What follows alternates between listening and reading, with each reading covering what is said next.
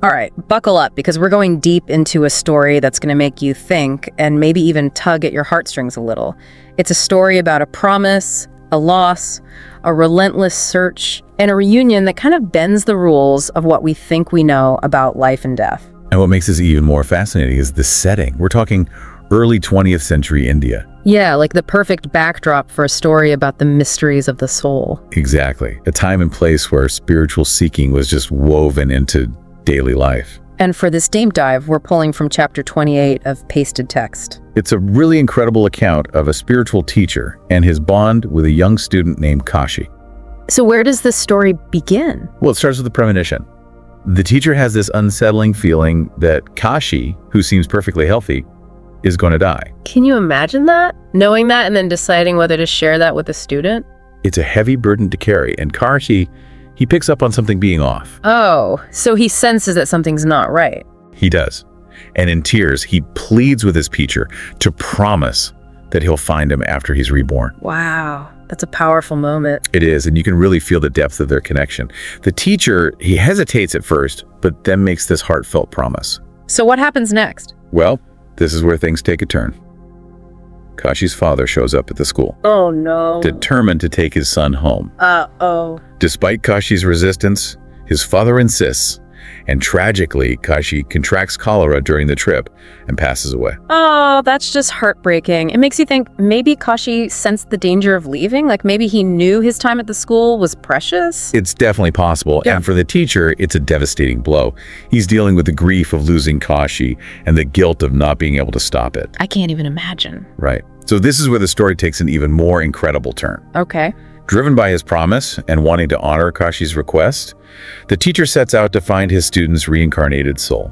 So he doesn't just hope to encounter Kashi again someday. No, not at all. He actually uses this very specific yoga technique, a way of transmitting his love and intention through what he calls his spiritual eye. Spiritual eye, I'm curious about that. What is that exactly, and how does he use it? Yeah, so in a lot of Eastern traditions, the spiritual eye is tied to the third eye chakra. Okay. It's located right in the center of the forehead, and it's thought to be a center for intuition and higher perception. Interesting. So the teacher is using his spiritual eye as a focal point, kind of like a transmitter, to send out his intention to connect with Kashi's soul. Wow. So he's sending out this beacon of love, you could say, across lifetimes. Exactly, and get this.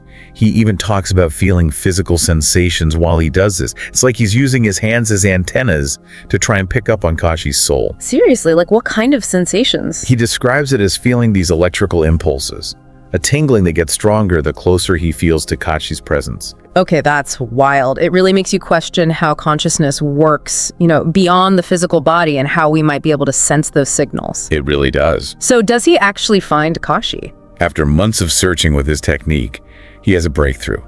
He's walking through the busy streets of Calcutta, and suddenly he feels that pull, the tingling in his hands, stronger than ever. It's like he's being led right to Kashi. Exactly. It pulls him to a street, a narrow lane called Serpentine Lane. And as he walks, the sensation gets stronger with every step, leading him to a particular house. So he gets to this house and just knocks. I can't believe he just knocked on a stranger's door. What happened? Well, the homeowner answers, probably thinking, who is this guy? Right. And the teacher just goes for it. Really? What does he say? He asks if the homeowner and his wife are expecting a child and if she's about 6 months pregnant. Wow, that's a bold question to ask right out of the blue. I mean, what if they weren't? What was the homeowner's reaction? You can imagine the look on his face, right? But yeah, he confirms that his wife is actually 6 months pregnant. It's like something out of a movie. Everything's just falling into place. Exactly, guided by this invisible thread connecting the teacher and Kashi. So what happens next? The teacher, feeling so connected to Kashi, starts making some pretty amazing predictions about this unborn baby. Oh, okay, what kind of predictions? He says the child will be a boy, fair-skinned, with a broad face and a cowlick. Wow, those are some pretty specific details. So it's not just a general feeling, but a detailed vision. Did he say anything about the child's personality? Yeah, he actually predicted that this child would have a natural spiritual inclination, like a mirror of Kashi from his past life. No way. Okay, so the child is born and they name him. Kashi. You're kidding. They named him Kashi. What are the odds? And as the child grows, it becomes more and more clear. He looks just like the Kashi from before. That's incredible. It's not just his appearance, though, even his personality and his interest in spirituality. This is blowing my mind. It's like something straight out of a storybook. Right. But here we have this account told by the teacher about this incredible journey. The grief, his determination, and this reunion with his student. It really makes you think about what we know about life and death, right? Like, could reincarnation actually be real? It challenges everything we think we know. Makes you question the nature of the soul and if our connections can really last across multiple lifetimes. I know, I've met people and felt this instant connection, like I've known them before. Have you ever had that feeling? I think we've all had those moments. And this story about Kashi, maybe it gives us a clue. Maybe some of the connections we have are echoes of relationships from a past life. It's a really intriguing idea. Isn't it? Makes you think about all those threads of past lives that we might carry within us, shaping our desires and bringing us to certain people. So it's not just about random chance. Right.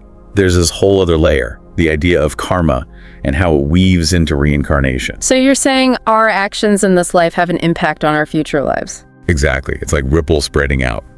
Maybe we're drawn to certain souls across lifetimes to learn specific lessons or continue a journey we started together long ago. So maybe Kashi and his teacher were destined to meet again.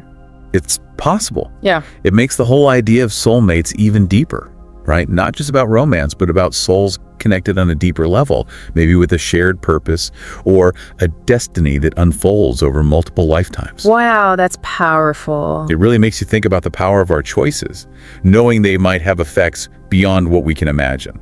Definitely a lot to unpack there. So we were talking about how the teacher used this yoga technique to find Kashi. Right. He used his spiritual eye, that focal point for connecting with Kashi, and his hands almost like antennas. Like he was tapping into something beyond our normal senses. Exactly. And the fact that he actually found Kashi, that his predictions came true, it makes you wonder about our potential. What do you mean? Maybe we all have this hidden ability for that kind of perception, a sixth sense, to tap into those subtle energies and information. But we've just forgotten how to access it. It's like a whole world is perception that we've ignored or maybe just don't believe in. Maybe. But the teacher's experience makes you wonder. Maybe there's more to reality than we realize, more to our own abilities than we give ourselves credit for. Welcome back. We've been talking about Kashi and his teacher, a story that's really made us think about loss, devotion, and the idea that our connections could extend beyond life and death. Right. So as we wrap up our exploration, I think it's a good time to step back from the story itself and look at the bigger questions it brings up. Like, what can we learn from this? What does it tell us about consciousness or reincarnation or the power of our connections with other people? It really makes you think. There are so many ways to interpret it, but one thing that really struck me is this idea that love, maybe it's a force that can actually go beyond time and space. That's a powerful idea. The teacher's commitment to Kashi, to keep his promise, even after death. It suggests that love might be a lot more powerful than we even realize.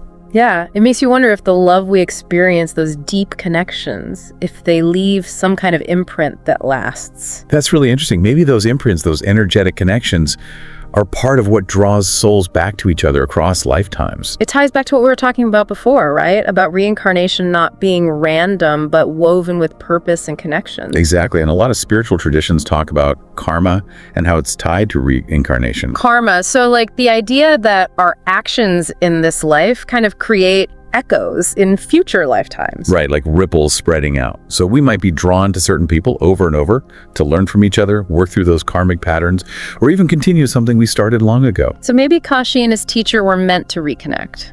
It's possible. It gives a whole new meaning to soulmates, doesn't it?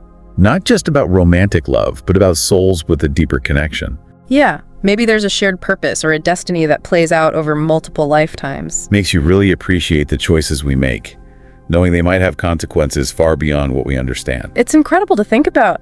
This story has definitely challenged what I believe and opened up my mind to what might be possible. I think that's the beauty of stories like this. They make us question, wonder, and really dive into these big mysteries of life. Before we wrap up, I wanted to mention something that really fascinated me. Do you remember how the teacher talked about feeling those physical sensations when he was looking for Kashi? Yeah, those electrical impulses. It definitely stood out. It suggests that he was sensing something beyond our normal five senses. Right, like a sixth sense. And, you know, a lot of cultures have traditions and practices focused on developing those subtle senses. Like meditation or energy healing? Exactly. Things we often overlook in modern society. But Kashi's story and the teacher's experience make you wonder if there's more to reality than we see. Maybe we have more potential than we think. It's like a call to explore, to be open to the possibility that we're capable of much more than we realize. It definitely is. So, as we finish our deep dive today, what really resonated with you? What questions came up for you? What new possibilities did this story open up? We'd love to hear from you. Do you have any similar stories or beliefs about reincarnation from your own background or family history? Share them with us and let's keep the conversation going. Exploring these big mysteries is something we do together. The more we share our own experiences and ideas, the more we can understand. Thanks for joining us on this deep dive, everyone. Until next time. Thank you for listening till the end. Please subscribe, turn on the notifications, like, comment, and share with your friends. This will help more listeners to discover our channel and content.